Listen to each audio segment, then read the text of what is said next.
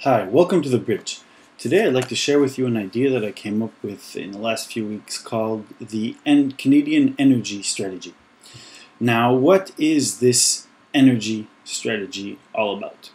Well, it's actually rather simple.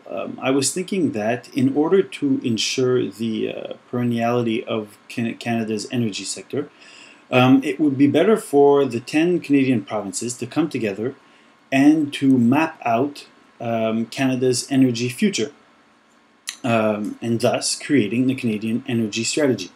Now let me explain exactly what I'm referring to here.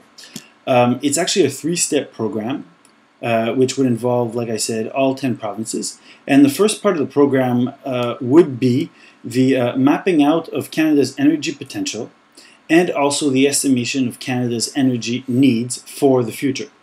That would mean that each province would look at its resource sector and see what it could use to produce energy, either in the short, middle, or the long term, and also look at its population growth and its demographics and see how its urban centers, as much as its rural areas, would change or would grow with time, and to present that information to its 9 other partner provinces in order for them to come together with this information and develop a blueprint or at least a base of knowledge about how Canada will evolve in terms of energy and energy need.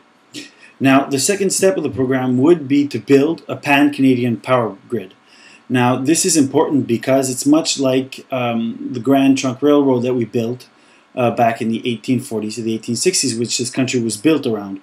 This pan-Canadian power grid would allow provinces to share between themselves their energy at all times and at extremely low costs, and it would allow provinces that might be energy deficient to still be able to provide their citizens with cheap energy, meaning that we would have a certain standard within Canada, and this standard would be made by the simple choice of the lowest common denominator of energy prices available right now in Canada, and this standard would be what all Canadians would pay for their energy.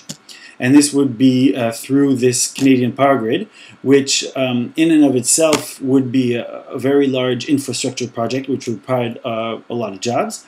And it would in the future ensure that Canada would be independent with its energy needs, since, like I explained earlier, the provinces could be able to transfer their energy from east to west or from north to south, all depending on where the needs are to be met.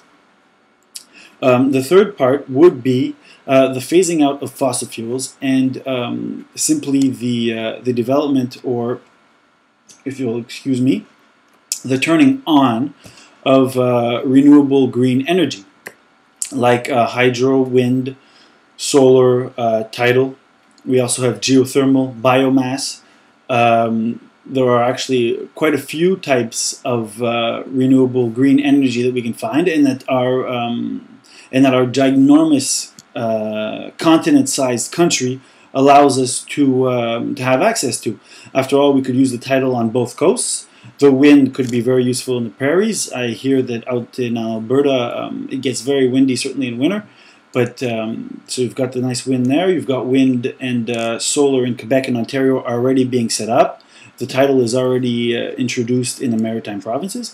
And so Canada could, with this project, turn away from things like fossil fuels, like nuclear energy, and enter actually the second half of the 21st millennium with clean, renewable energy for all Canadians throughout Canada.